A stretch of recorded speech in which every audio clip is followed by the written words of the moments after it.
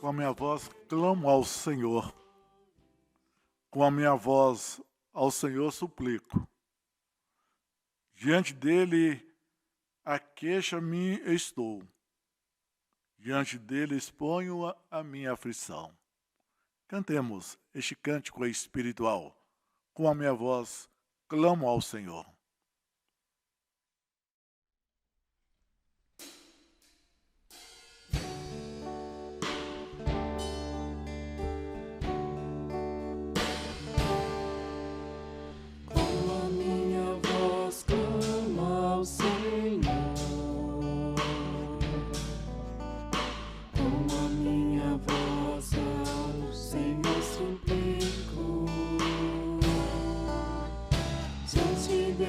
Queixa meu estou,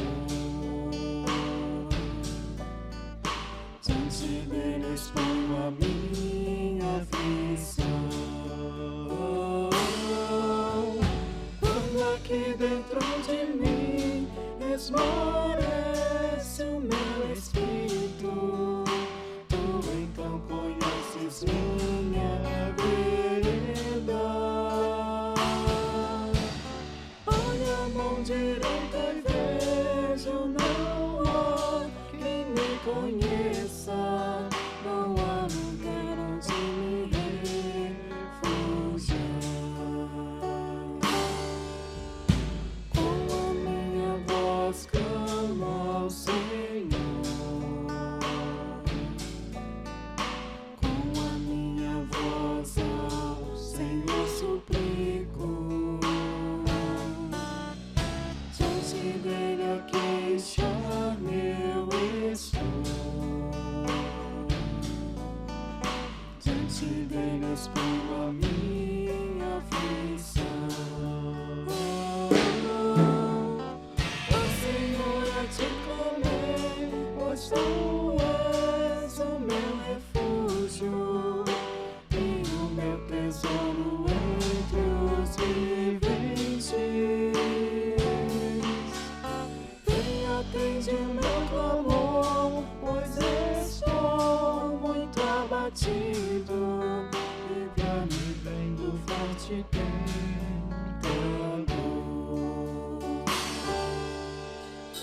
Com a minha voz clamo ao Senhor,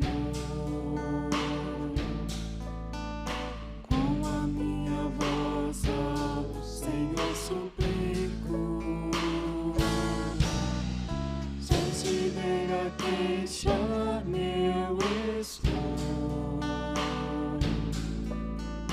diante dele exponho a minha aflição.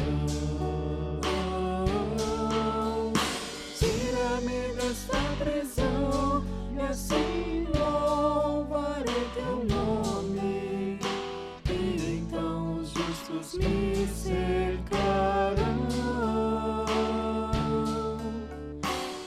Senhor, eu clamo a ti, oh, vem livrar minha alma, e cantarei que me fizeste bem. Com a minha voz clamo ao Senhor, com a minha voz ao Senhor suplico. Dele a queixa meu estou, diante dele exponho a minha aflição.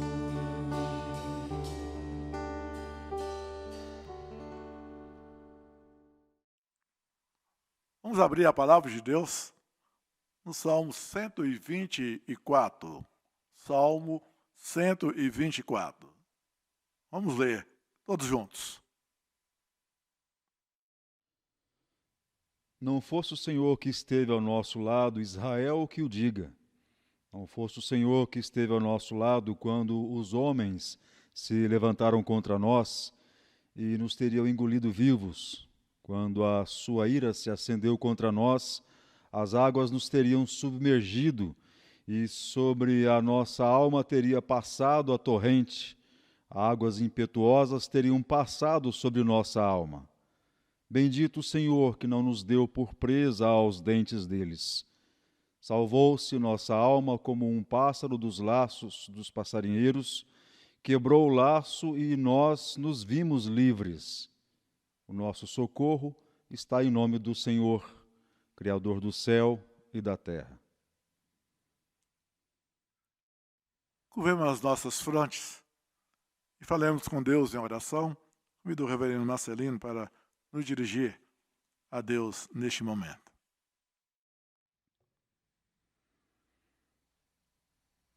Pai, assim como o salmista clama ao Senhor, assim como no seu momento de temor, ele busca ao Senhor, ele busca do Senhor a instrução, ele busca no Senhor a direção.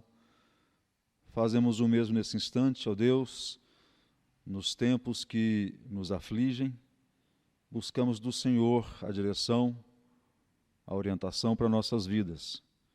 Faça isso, ó Deus, sobre o teu povo, como nos tens feito e dado sempre, ó Deus, a instrução apropriada, correta. Faça mais uma vez nessa oportunidade, te pedimos em nome de Jesus. Amém. Amém. Santo, santo, santo, Deus onipotente, louvam as nossas vozes, teu nome com fervor. Cantemos o hino de número 11, Trindade Santíssima.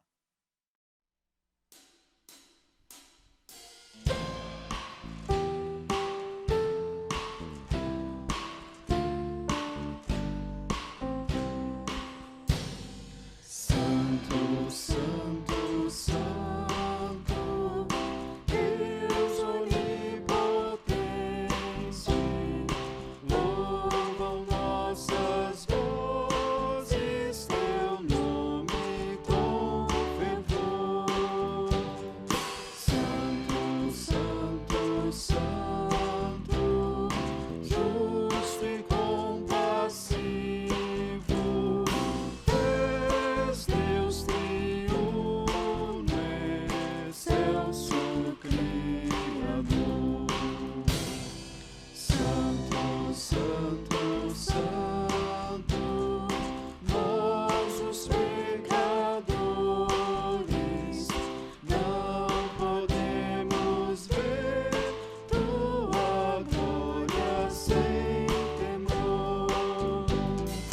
Tu somente és santo, só tu és perfeito, Deus soberano, imenso em teu amor. Santo, Santo, Santo, todos os remidos, juntos com os anjos, proclamam teu louvor. Antes de formar-se o firmamento e a terra, eras e sempre és, e has de ser, Senhor. Santo, Santo, Santo, Deus onipotente, tuas obras louvam teu nome com fervor. Santo, Santo, Santo, justo e compassivo, Deus soberano, excelso Criador.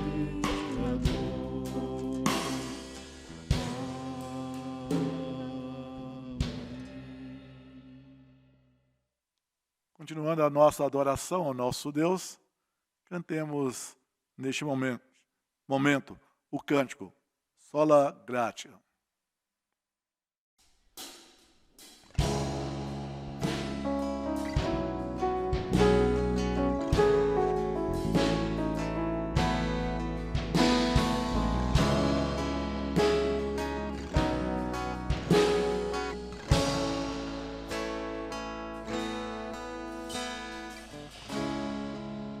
Desde o Éden eu pequei, teu querer eu desprezei, fui rebelde e fugi do Senhor.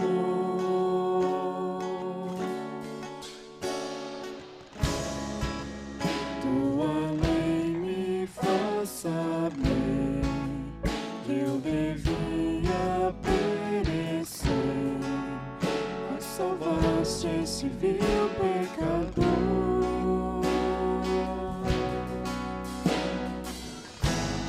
Na cruz do Calvário, teu sangue verteu, e agora sou digno de ser chamado filho de Deus. Não por obras, não por nada que eu mesmo possa conquistar, é por graça mediante a fé em ti, Jesus. Não por obras, não por amor, porque eu possa me vangloriar, é por graça, só por graça, mediante a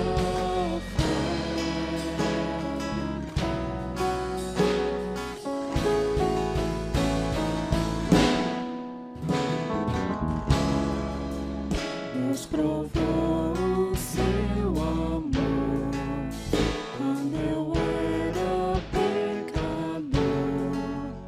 O Cordeiro perfeito enviou.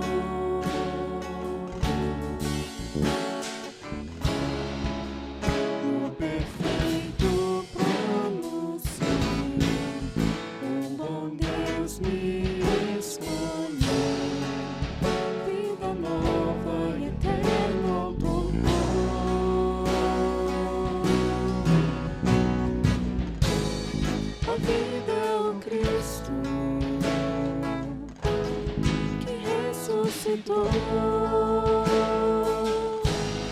Por isso sou digno de ser chamado filho de Deus. Não por obras, não por nada que eu mesmo possa conquistar, é por graça mediante a fé em ti, Jesus. Não por obras, não por amor, porque eu possa me vangloriar, é por graça, só por graça, mediante a fé.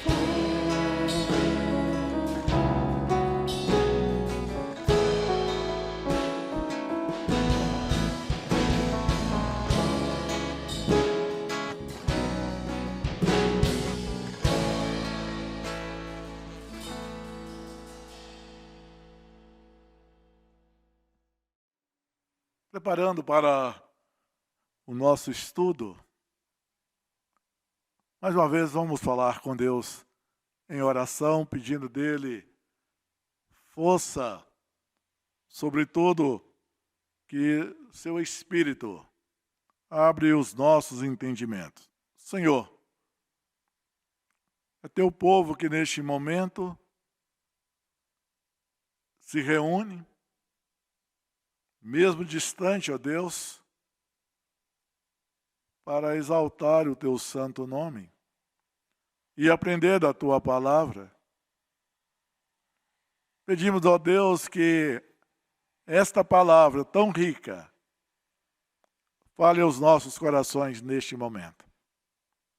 Nós oramos em nome de Cristo Jesus. Amém. Irmãos, nós estamos estudando sobre o livro de Esther. Já trabalhamos o capítulo 1, quando mostra o rei Assuero, após um período de festa e uma semana específica de festa aberta para a comunidade. E quando já chegava ao término daquela festa, ele procurou mostrar para as pessoas importantes do seu reino, a sua esposa, a rainha Vasti. E como vimos, no versículo 19 do capítulo 1, que ela recusou ir à presença do rei, e ao recusar, então é tomada uma medida. Leiamos Esther capítulo 1, versículo 19, para ver a postura tomada pelo rei, pelos príncipes, a respeito desta atitude que Vasti teve de não comparecer à presença do rei naquela festa, e aí as consequências deste ato. Se bem parecer ao rei, promulgue de sua parte um edito real e que se inscreva nas leis dos persas e dos medos e não se revogue, que Vasti não entre jamais na presença do rei Assuero, e o rei dê o reino dela a outra que seja melhor do que ela. Uma lei, uma sentença, que a rainha não entrasse mais na presença do rei. O seu reino fosse tirado. E é interessante essa expressão. E seja dado a uma outra que seja melhor. Ou, em outras palavras, e o rei dê o reino dela a outra que seja melhor do que ela. Qual o conceito de melhor? Qual o conceito aqui para comparar uma outra rainha melhor do que Vasti? Quando agora vamos adentrarmos o capítulo 2, veremos então qual o conceito de melhor. E precisamos estarmos atentos como que as coisas estão acontecendo. A maneira como que o escritor deste belo livro escreve, compõe. Porque preste bem atenção no que temos até agora. No palco, a presença do rei Assuero. Um homem com grandes poderes, governando sobre 127 províncias. Do outro lado, quando a gente espera que também vai subir ao palco, é a rainha Vasti. Então, tudo preparado para que ela também suba ao palco. Mas ela recusa. Ela recusa comparecer diante do rei. Não sabemos, de fato, o que motivou ela a essa atitude. Quando olhamos dentro da perspectiva das coisas comuns, das coisas do dia a dia. E cremos que o autor aqui, para aquilo que ele está querendo mostrar neste livro? Não é tão interessante saber o porquê da recusa? Mas é algo interessante, porque devido a essa situação, agora abre o capítulo 2, com atitudes para buscar uma pessoa para então substituir Vasti. E nós então damos o título ou tema para este capítulo 2, o seguinte: uma rainha com um grande segredo. Uma rainha com um grande segredo. Vejamos em primeiro lugar o capítulo 2, o versículo 1 até o versículo 4, para ver quais são os critérios para buscar pessoa ou pessoas que pudessem ser qualificadas para assumir este papel. Capítulo 2, Esther, capítulo 2, do versículo 1 até o versículo 4. Passadas essas coisas e apaziguado já o furor do rei Assuero, lembrou-se de Vasti e do que ela fizera e do que se tinha decretado contra ela. Então disseram os jovens do rei que lhe serviam: tragam-se moças para o rei, virgens e de boa aparência e formosura.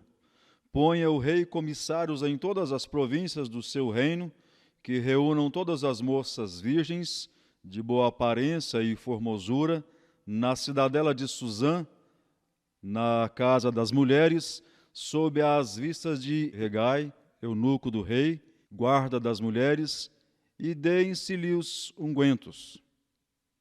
A moça que cair no agrado do rei, essa reine em lugar de Vasti. Com isto concordou o rei, e assim se fez. Não era uma competição.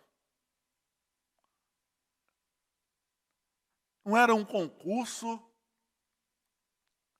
onde as moças poderiam se inscrever. Não era algo com a liberdade para aceitar ou não. Devido à situação do império, todos deveriam estar a serviço do império. Então, nesta busca por todas as províncias, não importava o que os pais achariam dessa situação, se aprovaria ou não. Era uma lei, era um decreto. E deveria ser cumprido. E três coisas são colocadas como sendo pré-requisito para a escolha da rainha. Primeiro, deveria ser uma jovem, uma moça solteira. Então, deveria ser jovem, deveria ser solteira e extremamente bonita. Olha que nada é colocado a respeito do caráter. Não, o que importava que sejam moças virgens, do outro lado, fosse extremamente bonito. Então, essas três coisas: jovem, solteira e bonita. Então, quem encaixasse dentro do perfil, então estaria indo para depois o rei escolher quem ele achava que deveria ocupar este cargo. Vejamos agora o que acontece com duas pessoas insignificantes. Em primeiro lugar, sejamos atentos. O que acontece neste momento?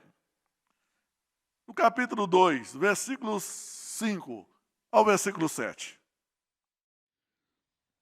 Ora, na cidadela de Susã havia certo homem judeu, benjamita, chamado Mordecai, filho de Jair, filho de Simei, filho de Quis, que fora transportado de Jerusalém com os exilados que foram deportados com Jeconias, rei de Judá, a quem Nabucodonosor, rei da Babilônia, havia transportado.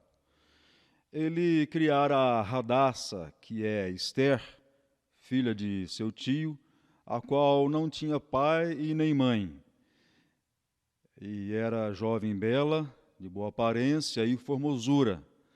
Tendo-lhe morrido o pai e a mãe, Mordecai a tomara por filha. Importante olharmos agora a descrição no versículo 5. Começa a falar sobre Mordecai. Mas fala que ele era um homem judeu, benjamita. Isso é importante para nós entendermos todo o desenrolar do livro, porque dá detalhe.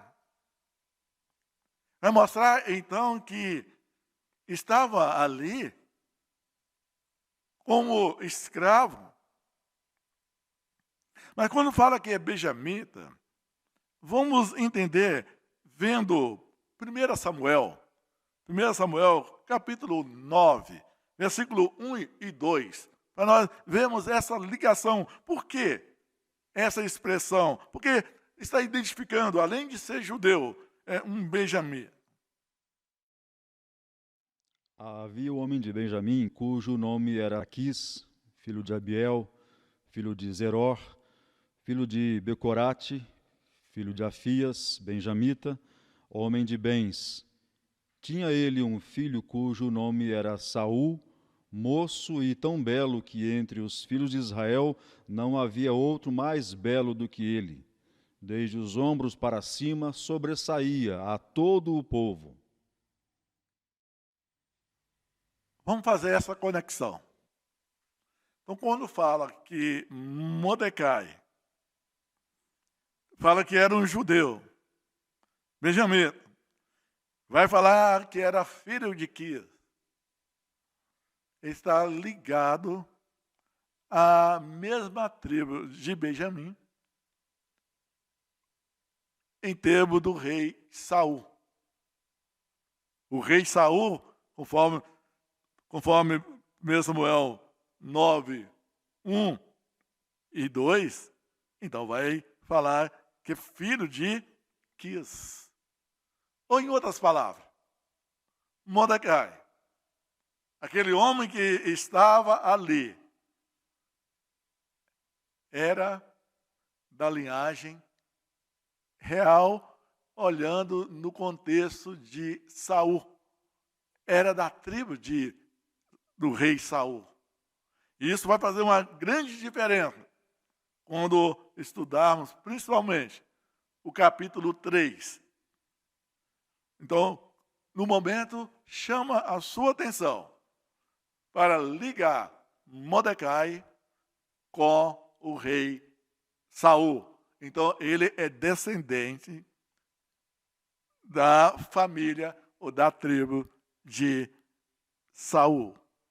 Mas há algo importante aqui também, que fala, então, a respeito de uma prima.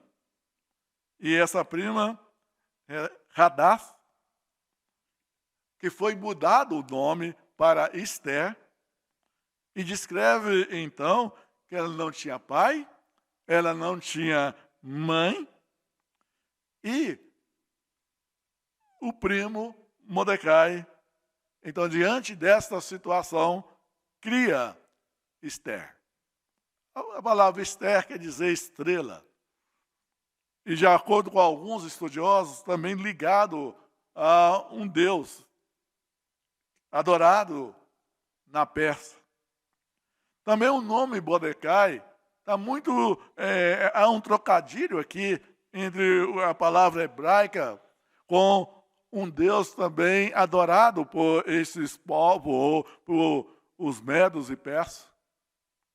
Então, podemos ver que seus nomes foram alterados. Esse era o costume dos babilônios. E agora os persas também continuam dentro deste mesmo costume de mudar o nome das pessoas.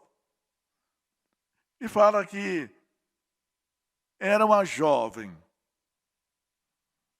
bela, de boa aparência e formosura.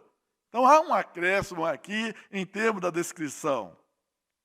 Além de falar que era jovem, que era bela, fala que era de boa aparência e de formosura. Isso é significativo dentro do contexto que estamos estudando. E agora, então, o palco. O palco está o rei Assuero. No princípio, poderíamos estar prestes a ver Vasti, mas devido à sua recusa, nós não sabemos o porquê, mas ela não faz parte mais desse palco e a história não vai falar mais sobre o seu nome. Mas agora, devido a esta situação, nós agora vemos duas pessoas que fazem parte agora. Pessoas insignificantes em relação ao poderio, em relação àquilo que era o Império Persa. Então chega para nós agora dois novos nomes. O nome de Mordecai e o nome de Esther. Então, diante desse fato, que nós precisamos continuar a perceber o desenrolar dessa história. Vejamos o versículo de número 8. Em se divulgando, pois, o mandado do rei e a sua lei, ao serem ajuntadas muitas moças na cidadela de Susã, sob as vistas de Hegai, levaram também Esther à casa do rei, sob os cuidados de Hegai, guarda das mulheres. Então, agora, essas mulheres, essas moças, não somente Esther, mas dentro de todas as províncias, várias moças foram levadas até a casa do rei. Olha o que acontece. No momento, como escrava, órfã, criado por um primo, mas diante da sua beleza, da sua formosura, dentro dos padrões estabelecidos pelo o conselho do rei, esta moça ela é elevada até a casa do rei. Vejamos alguns contrastes entre a postura de Esther, ali na casa do rei, e dentro do que nós conhecemos de Daniel e seus 3 amigos. Só para situarmos no tempo e no espaço. O cativeiro era o mesmo. Mas Daniel, com seus amigos, tinha vivido vários anos antes de Esther. Um grupo de judeus já tinha voltado para a terra de Judá. Agora temos esse palco. Esther, Mordecai. Vejamos como que ela comporta diante dessa situação. Para aqueles que já conhecem a história ou não conhecem a história de Daniel, sabemos que há também um buscar de jovens inteligentes. Mas, em primeiro lugar, vamos ver a respeito de Esther, no versículo 9, até o versículo 16.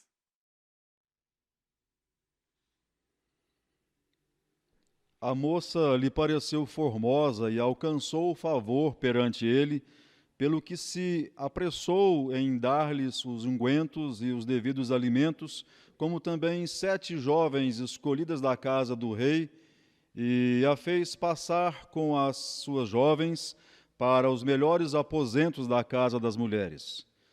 Esther não havia declarado o seu povo nem a sua linhagem, pois Mordecai lhe ordenara que o não declarasse.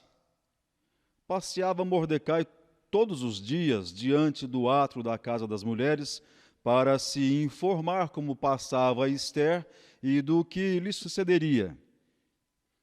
Em chegando o prazo de cada moça vir ao rei Assuero, depois de tratada segundo as prescrições para as mulheres, por 12 meses, porque assim se cumpriam os dias do seu embelezamento, 6 meses com óleo de mirra e 6 meses com especiarias e com perfumes e ungüentos em uso entre as mulheres. Então, que vinha a jovem ao rei, e ela se dava ao que desejasse levar consigo da casa das mulheres para a casa do rei. À tarde, entrava e pela manhã tornava à segunda casa das mulheres sob as vistas de Saasgás, eunuco do rei, guarda das concubinas, não tomava mais ao rei, salvo se o rei a desejasse, e ela fosse chamada pelo nome. Esther, filha de Abiail, tio de Mordecai, que a tomara por filha, quando lhe chegou a vez de ir ao rei, nada pediu além do que disse a Hegai, eunuco do rei, guarda das mulheres. E Esther alcançou o favor de todos quantos haviam. Assim, foi levada Esther ao rei Assuero, à casa real, no 10º mês, que é o mês de Tebete, no 7º ano do seu reinado. Quando fazemos a comparação entre a atitude de Esther, e se abrirmos em Daniel capítulo 1, a atitude de Daniel com os seus 3 amigos, veremos que há algo muito diferente. Quando Daniel e seus 3 amigos foram requisitados para ser preparados em toda a cultura babilônica, foi oferecido a melhor comida, a melhor bebida. E naquele momento, Daniel então toma uma postura, solicitando aos responsáveis que não desse para eles aquelas comidas, em relação aos 4 que estavam ali, Daniel e seus 3 amigos, mas que desse legume. Porque isso aí não era o tipo de alimentação que eles estavam acostumados, dentro do costume judaico. Quando olhamos Esther, percebe que ela aceita tudo que é oferecido, tanto em termos da alimentação, quanto no quesito chamado de embelezamento, toda a questão, toda a prescrição dada às outras, para ela também fora dado. O que vemos aqui é que parece, devido aos anos ali, Esther, ela assimilou a cultura Babilônia. Em muitas das coisas aqui, ela age de acordo com o que todos estavam agindo. Este é um perigo que temos.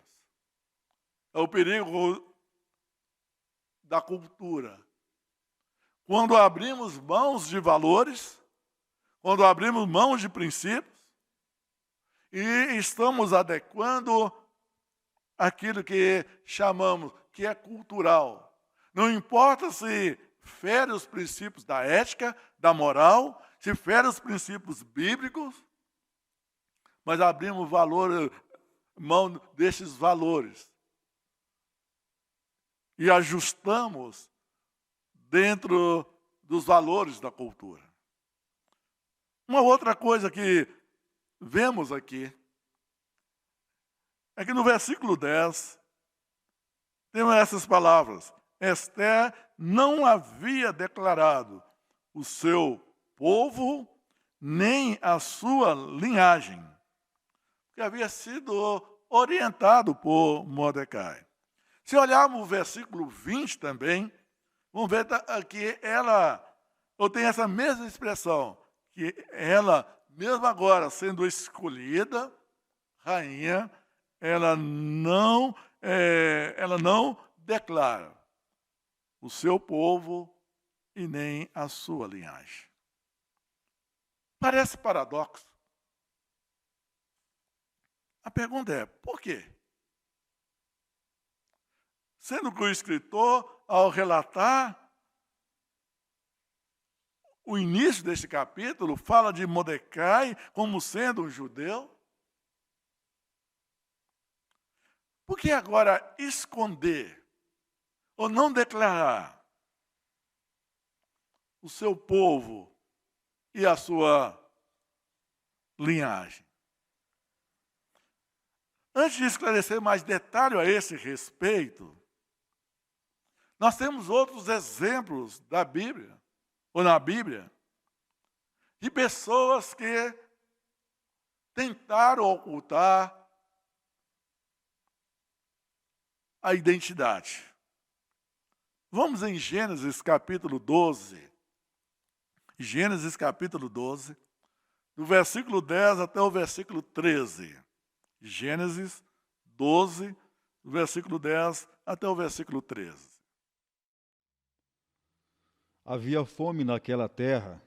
Desceu, pois, Abrão ao Egito, para aí ficar, porquanto era grande a fome na terra. Quando se aproximava do Egito, quase ao entrar, disse a Sarai, sua mulher: Ora, bem sei que és mulher de formosa aparência. Os egípcios, quando te virem, vão dizer: é a mulher dele, e me matarão, deixando-te com vida.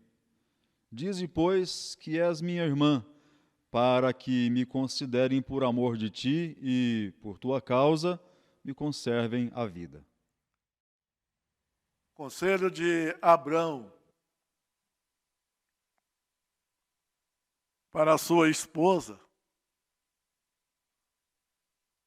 ao se identificar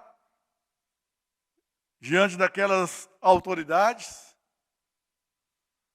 não posicionasse, não falasse que era esposa, sua esposa, mas falasse que era sua irmã.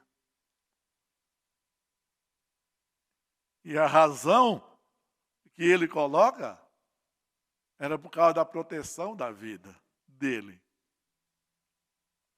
Se lembra todo o contexto de Abrão, depois conhecido como Abraão, veremos que essa mentira, ela veio à tona. Ele não precisava ter posicionado dessa forma, mas com medo, querendo preservar em termos da sua vida, ele prefere esconder a identidade da esposa, colocando a esposa em uma situação complicada, querendo proteger em termos da vida. Se olharmos o filho de Abraão mais tarde, no capítulo 26, versículo 7, Isaac, ele vai proceder também da mesma forma que procedeu o seu pai. Gênesis capítulo 26, versículo 7. Perguntando-lhe os homens daquele lugar a respeito de sua mulher, disse: É minha irmã, pois temia dizer, é minha mulher, para que, dizia ele consigo, os homens do lugar não me matem por amor de Rebeca, porque era formosa de aparência. Então tem aí Isaac procedendo da mesma forma que seu pai procedera, colocando em risco a sua esposa para proteger a vida. Então diga que não é minha esposa.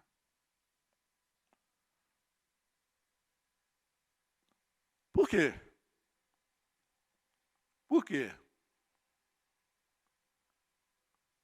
Mordecai orienta Esther a não declarar qual é o seu povo e qual é a sua linhagem.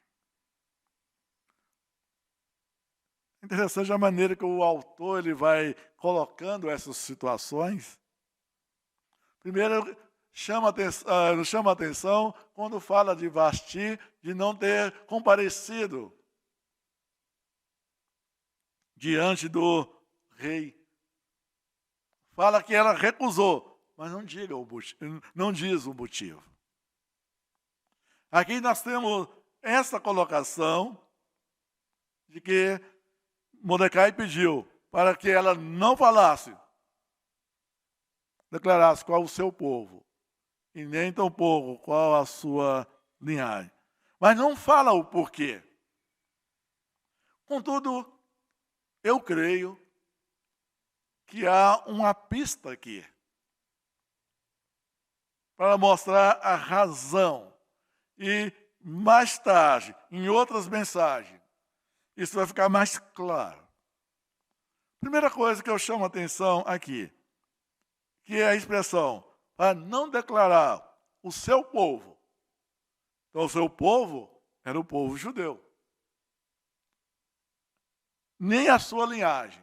Qual era a linhagem? Uma vez que ela era primo de Mordecai, logo ela era parente do rei Saul. Sendo parente do rei Saul, diríamos que há algo que ainda virá para o palco, que levaria não somente Esther a correr o risco de perder a vida, quanto o próprio Mordecai, e não somente Mordecai, outras pessoas. Eu acho que há uma diferença aqui entre a postura de Mordecai ao pedir para que não declarasse qual era o seu povo e a sua linhagem, diferente de Abraão, ou Abrão, e de Isaac. Lá estava temendo algo pessoal, colocando em risco as suas esposas, tanto no caso de Abraão, quanto no caso de Isaac. Mas aqui, Mordecai, um homem sábio, como veremos em outras oportunidades, ele age fazendo uma proteção. E poderíamos dizer assim, ele já previa que algo terrível poderia acontecer, caso ela declarasse de que povo era, de que linhagem era. Contudo, no momento, tenhamos em mente. O autor não deixa claro, dá pista, mas não deixa claro. Por que desse pedido de Mordecai? E a história, então, continua. Vejamos agora a escolha desta rainha, desta mulher, que agora já podemos colocar como sendo o tema do nosso estudo. Uma mulher, uma rainha escolhida, mas com um grande segredo, porque tem o segredo aqui do seu povo, da sua linhagem. Olha o versículo 17 ao versículo 19 do capítulo 2 de Esther. O rei amou a Esther mais do que todas as mulheres, e ela alcançou perante ele favor e benevolência mais do que todas as virgens. O rei pôs-lhe na cabeça a coroa real e a fez rainha em lugar de Vasti. Então, o rei deu um grande banquete a todos os seus príncipes e aos seus servos. Era o banquete de Esther. Concebeu alívio às províncias e fez presentes, segundo a generosidade real. Quando, pela segunda vez, se reuniram as virgens, Mordecai estava assentado à porta do rei. E ao estar assentado ali, é importante olhar o que já fora colocado, né? Esther não havia declarado ainda a sua linhagem e o seu povo, como Mordecai lhe ordenara, porque Esther cumpria o mandato de Mordecai, como quando a criava, de acordo com o versículo 20. Importante ressaltarmos aqui. Esther foi escolhida. Na visão do rei, ali estava a melhor mulher. Bonita, formosura, pessoa que ele amou. Poderia dizer que, de acordo com o reino, de acordo com os critérios, estava preenchido. E ainda mais, era alguém que o rei amou. E do outro lado, alguém que estava ali para cumprir as ordens do rei. Não para rebelar, como fizera Vasti. Mas ali estava alguém para cumprir toda essa situação. Antes de passarmos para o último ponto aqui,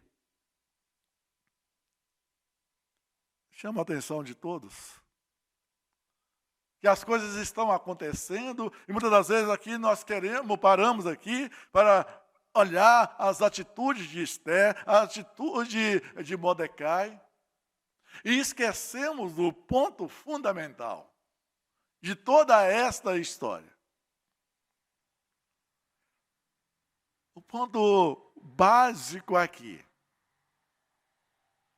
é que o povo de Esther, que ainda ela não havia falado de que povo ela era, nem de que linhagem, este povo era o povo de Deus. Uma outra coisa que precisa ser observado aqui é que a atitude de Vasti, a atitude de Vasti não é mera coincidência, não é obra do acaso. Não sabemos a razão dentro do contexto humano, da ótica humana, Mas na ótica do rei invisível que governa todas as coisas. Isso aconteceu porque Deus agiu. O lugar de Vasti ficou vazio. Não foi obra do acaso. A mão poderosa de Deus agiu para que aquele local, aquele lugar, ou aquele posto ficasse vazio. Segunda coisa, o fato de Esther ser bela, de boa aparência, de boa formosura, não foi obra do acaso. O Deus Criador, o Deus Provedor, o Deus que governa sobre todas as coisas,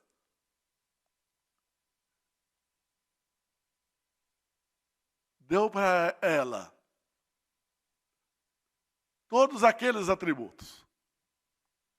Poderia dizer, de um lado, tristeza, não tendo a presença, não sendo criado por pais, avós, ou outros irmãos, nem tampouco por um tio, mas sendo criado por um primo. Mas Deus dá àquela jovem esses atributos que diriam naturais. Porque Deus tinha um propósito para ela. A escolha dela para ir até o palácio, humanamente falando, foi uma escolha segundo esses atributos. Mas a escolha dela foi obra de Deus. E além do mais, a escolha dela para ser a rainha não foi obra do acaso. Foi a providência de Deus, a mão de Deus. Então, da perspectiva humana, tudo estava acontecendo dentro de um cronograma, dentro de um planejamento, dentro de regras estabelecidas, ou de princípios ou regras quebradas. Mas dentro do reino do soberano Senhor, todas as coisas estavam acontecendo segundo o seu propósito. Poderíamos aqui fazer uma digressão, dar uma palavra para os nossos jovens.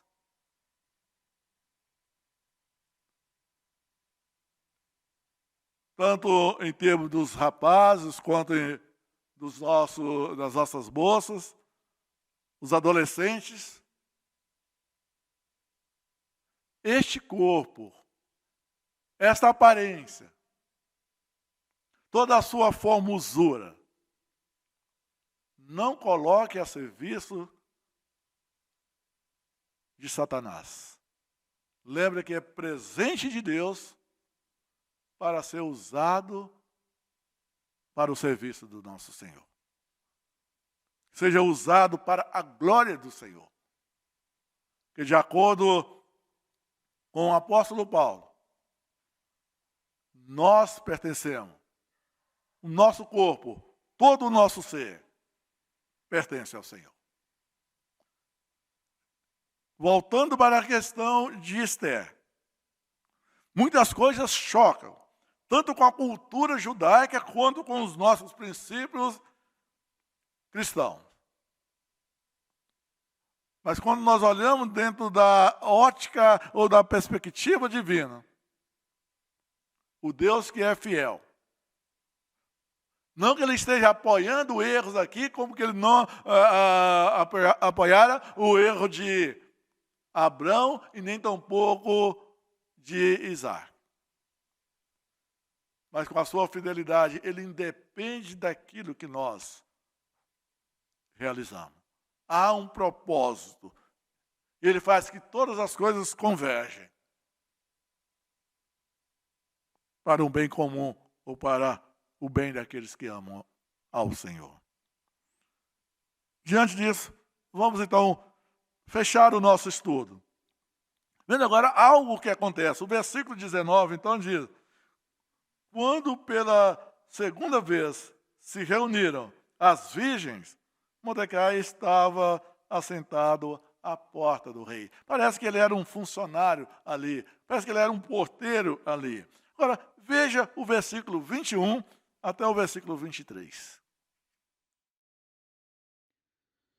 Naqueles dias, estando Mordecai sentado à porta do rei, 2 eunucos do rei, dos guardas da porta, Bigtã e Teres, sobremodo se indignaram e tramaram atentar contra o rei Assuero. Veio isso ao conhecimento de Mordecai, que o revelou à rainha Ester, e Ester o disse ao rei em nome de Mordecai. Investigou-se o caso, e era fato, e ambos foram pendurados numa forca. E isso foi escrito no livro das crônicas, perante o rei. Mordecai ali. Costume que estava ali, vendo o que acontecia em termos de Ester. Parece, conforme já expressamos, parece também que ele trabalhava ali.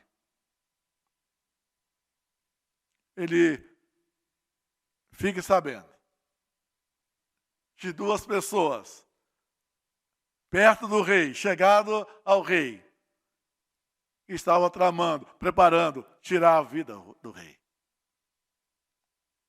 Então, ele comunica a rainha, agora a rainha Ester. E ela então faz saber ao rei daquela situação, feita a investigação, e aquilo que ele relata, então, era verdade. E aquelas pessoas são sentenciadas. Mordecai, o homem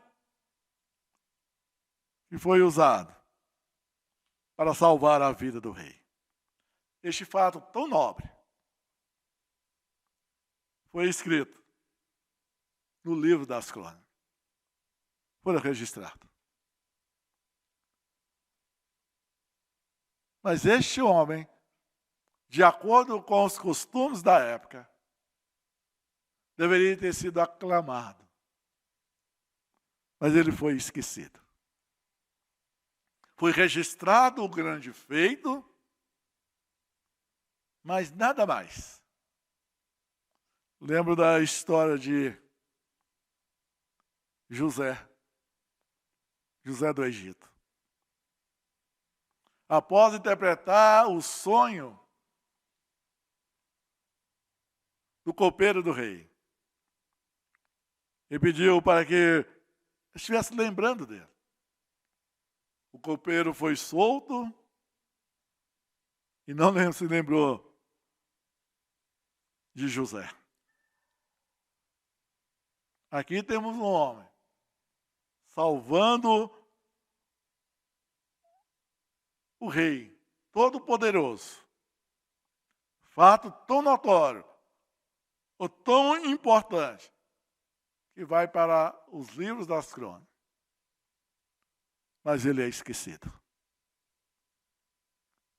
Obra do acaso? Na perspectiva humana, diria, isso acontece.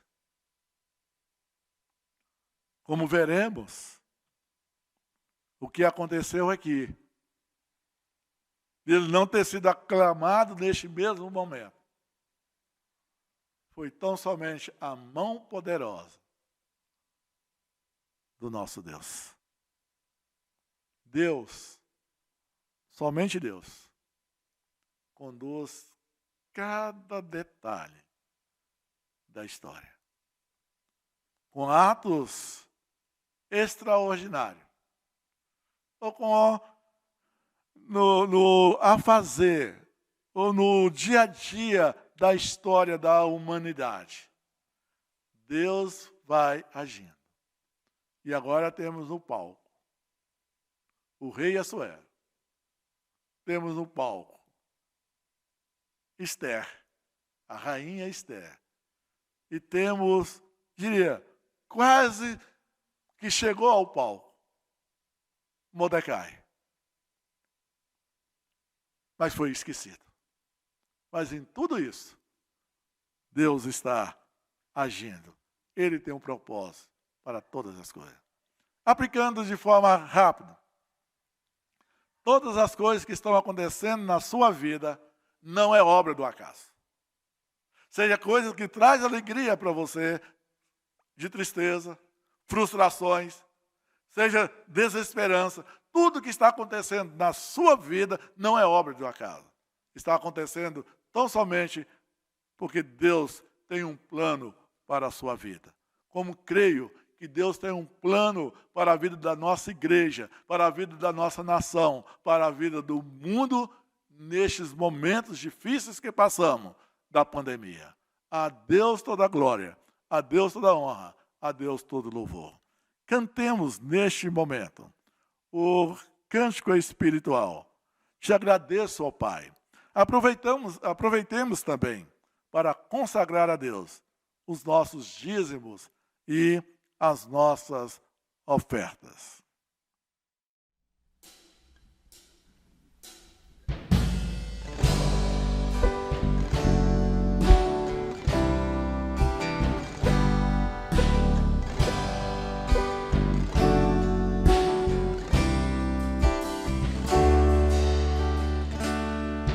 Te agradeço, ó Pai, pelo amor derramado, pela tua provisão. Nada tem nos faltado, pela tua proteção e por tua misericórdia. Em tudo tu és Pai, Senhor. Te agradeço, pelo amor derramado, pela tua provisão. Nada tem nos faltado, pela tua proteção e por tua misericórdia.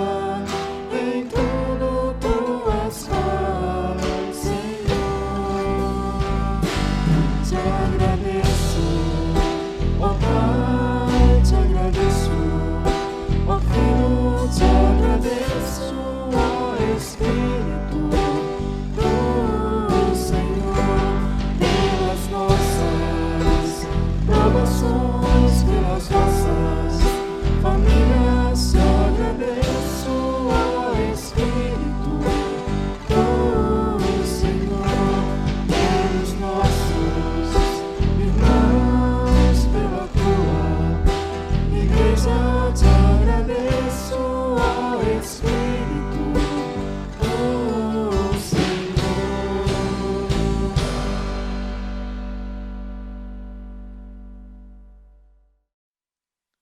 Quero convidar o reverendo Marcelino, mais uma vez, que esteja orando ao nosso Deus. Pai, mais uma vez te agradecemos pelo cuidado do Senhor para com nossas vidas, em nossa história, naqueles fatos, ó Deus, que nos acontecem, como mencionado na mensagem, sejam positivos, sejam negativos, todos estão sob a supervisão, sob o cuidado da mão bondosa do Senhor. Obrigado a Deus por sermos relembrados disso e pelos momentos os quais estamos passando, estamos vivendo, possamos, ó Deus, reafirmar, relembrar isso, a nós mesmos, às nossas mentes, dos teus ensinamentos valorosos e preciosos, sobre o teu grande amor, sobre o teu grande poder, sobre a condução do Senhor de toda a história, das nossas vidas. Por isso, Pai, dá-nos de poder passar por esses momentos, ó Deus, convictos de que a boa mão do Senhor nos conduz a bom termo, a bom destino. Guarda o teu povo, ó Deus, como tens feito sempre, Traz à memória, ó Deus, as coisas que nos podem dar esperança, Tua palavra, Teu poder, Tua presença. Obrigado por tudo isso, ó Deus, em nome de Jesus. Amém. E que a graça de nosso Senhor e Salvador Jesus Cristo, o amor de Deus Pai Todo-Poderoso, a consolação do Teu Espírito, esteja sobre nós, nos abençoando, esteja à frente de nós, nos conduzindo, esteja dentro de nós, nos confortando, nesses momentos difíceis. Nós oramos em nome de Cristo Jesus. Amém.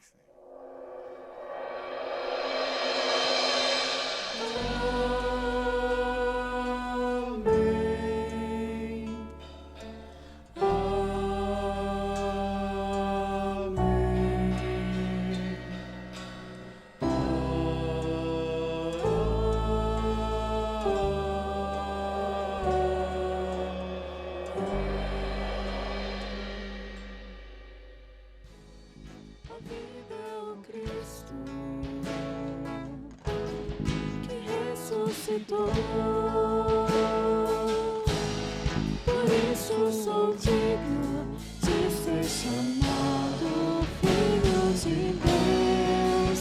Não por obras, não por nada que eu mesmo possa conquistar.